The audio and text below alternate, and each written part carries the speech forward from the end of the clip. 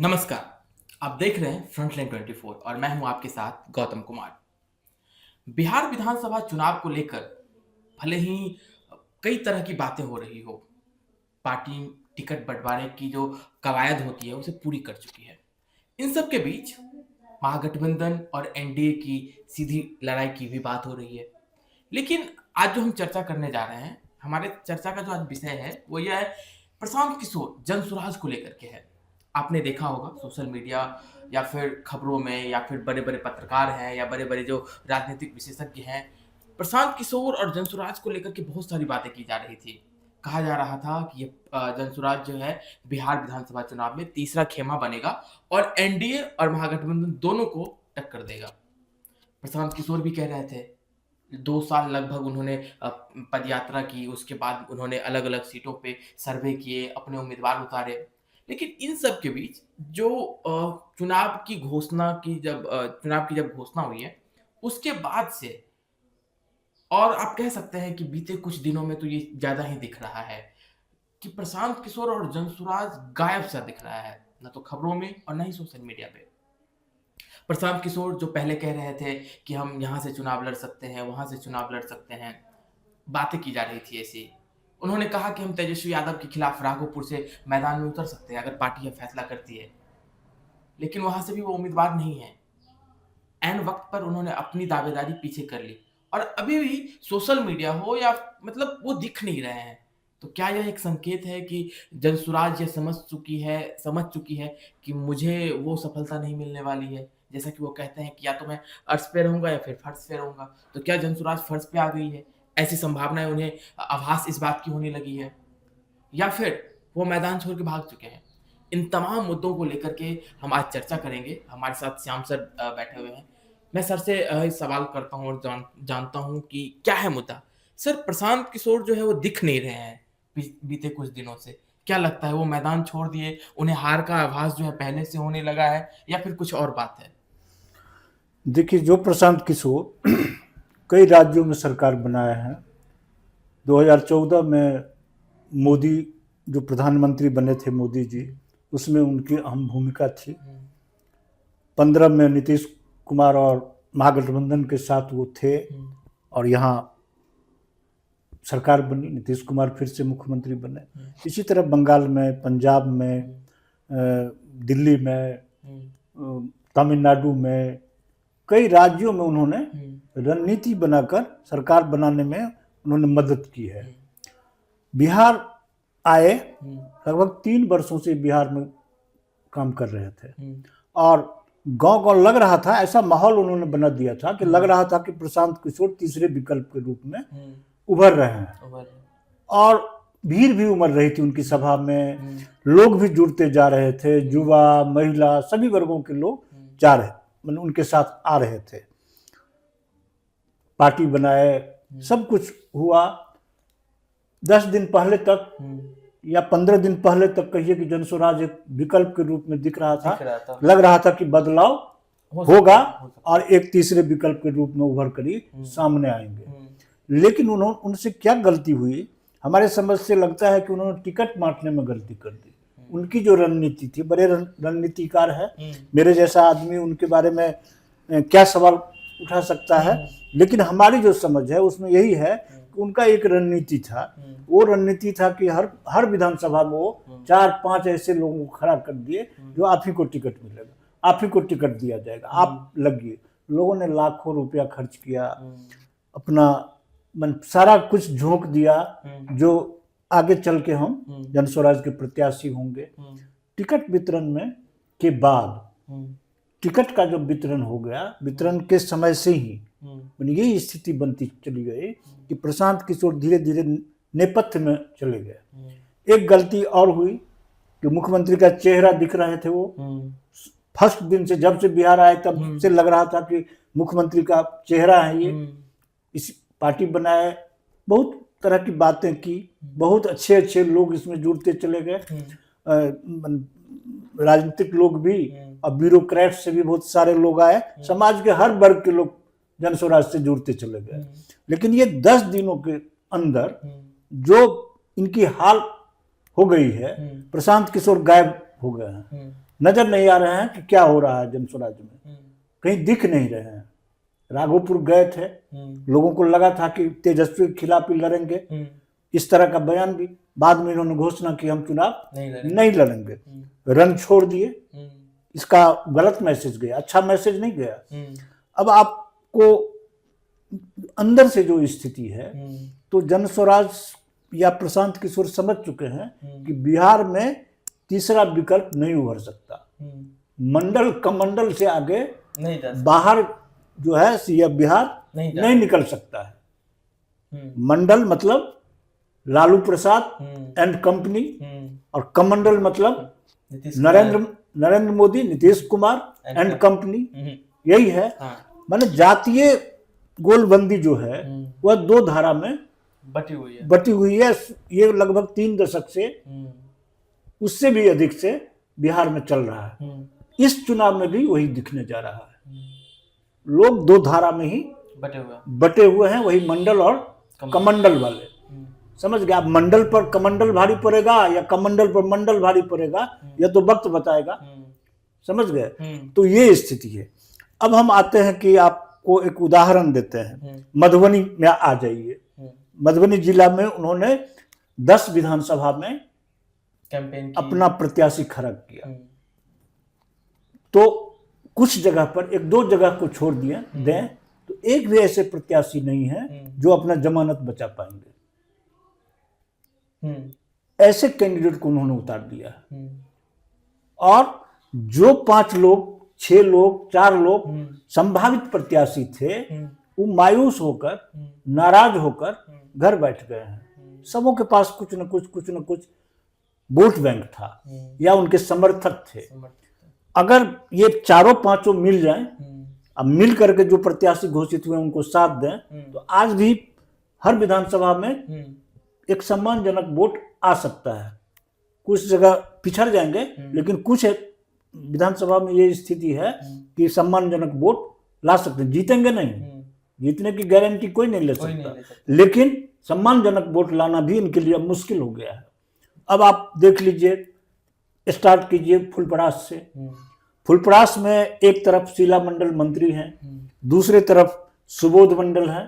सुबोध मंडल को लेकर के वहां थोड़ा सा आक्रोश जरूर है, लेकिन अगर लोग एक हो गए, एकजुट होकर सुबोध मंडल को, कांग्रेस को समर्थन किए, तो वहां भी कंटेस्ट तय है।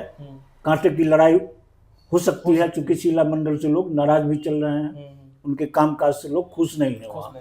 लेकिन वहां दिया किसको टिकट? तो एक, मैंने क्या कहिएगा कि आयातित महिला को, जो वहां घर तो है मधेपुर प्रखंड में, लेकिन वो रहती नहीं है मधेपुर, वो दिल्ली में रहती है, व्यापारी है, उनका परिवार व्यापार में सब व्यस्त है। और चुनाव लड़ने के लिए तो गलत मैसेज जा रहा है कि पैसे के बल पर इन्होंने टिकट ले लिया, जबकि जमीन से जुड़े हुए वहां 4-5 लोग थे फुलपरास में, उनको टिकट नहीं मिला। अंदाजा लगा लीजिए वहां की क्या स्थिति होगी। वो अपने पंचायत में, आसपास की कुछ जगहों में कुछ वोट ले आएंगे तो ले आएंगे, बाकी कहीं उनकी चर्चा नहीं है। इसी तरह आ जाइए आप, वहां से निकलिए, आ जाइए आप खजौली विधानसभा में अंतिम क्षण में, अंतिम आवर में उन्होंने, उनको कोई मजबूत प्रत्याशी नहीं मिला, खोज रहे थे।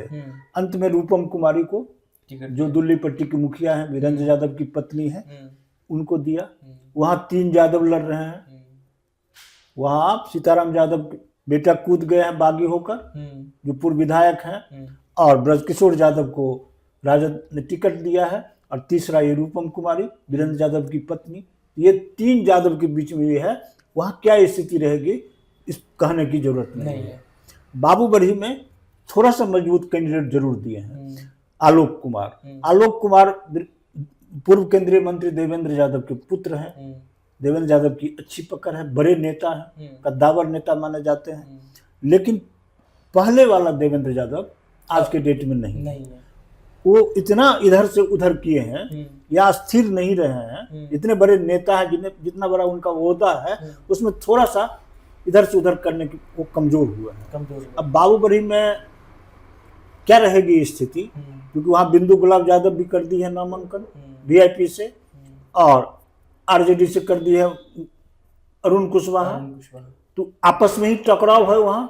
मीना कामत अलग है, उनसे काफी लोग नाराज हैं। तो वहाँ ढुलमुल नीति हो गई।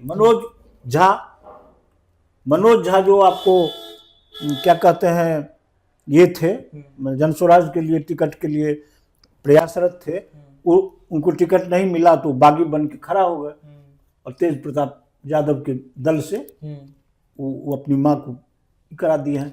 इसी तरह मधुबनी में बेनीपट्टी में ले चलिए, बेनीपट्टी में कई लोग थे लगे हुए थे, लेकिन टिकट मिल गया एक ऐसे लोगों को जिनकी चर्चा थी ही नहीं, परवेज आलम को। तो वहाँ भी स्थिति अच्छी नहीं रहने वाली, लोग वोट खराब नहीं करेंगे। वहाँ भी आमने सामने का टक्कर होगा महागठबंधन और एनडीए गठबंधन। एक वहाँ और मृणाल है, वो कितना ठीक रह पाएंगे या बैठ जाएंगे, ये संशय बना हुआ है अभी, क्या होगा नहीं होगा। तो ये स्थिति है, मतलब टिकट बांटने में भी इन्होंने बहुत बड़ी भूल की है, गलती की है। या 4-5 लोगों में को खड़ा करके और सबको मतलब एक तरह से समझिए कि दुश्मन खड़ा कर दिए एक दूसरे का। जो प्रत्याशी हैं उसके 4-5 दुश्मन अपने हो गए, अपने दल के ही दुश्मन हो गए।